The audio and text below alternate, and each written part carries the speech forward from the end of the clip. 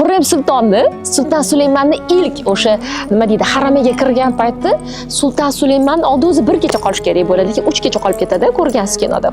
Va Xurrem Sulton qizlarni o'sha nima garemga qaytib kelganda, uni orqasida Nigar Kalfa kelib, unga mana shunaqangi sandiqni bir to'la sandiq to'la oltinni beradi. Nimaga? Nima uchun? Misol uchun Xurrem Sultondan avval ham Sulton Sulaymonning hayotida Mahidavron sulton bo'lgan. Xurrem sultonchalik Sulton Sulaymon hech kimga e'tibor ham, mehr ham, sevgi ham, sovg'alar ham va aytganini ham qilmagan. Hech qaysi xotinini. Nimaga?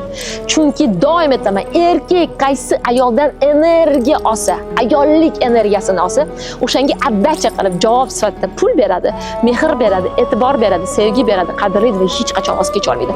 Hatto Xurrem Sulton o'tganida ham u uni qabrida gapira turib, endi meni qalbim o'ldi degan ma'noda monolog qilgan joylari ham bor kinoda. Xuddi mana shunday. Siz ham turmush o'rtog'ingizga Xurrem Sulton bo'lib, sizni o'rningizni hech kim bosmaydigan darajadagi energiyaga to'lib, eringizga Xurrem Sulton bo'lish sirlarini o'rganmoqchimisiz? Buni sizga o'rgataman va hattoki yordam beraman. Shunchaki menga obuna bo'lib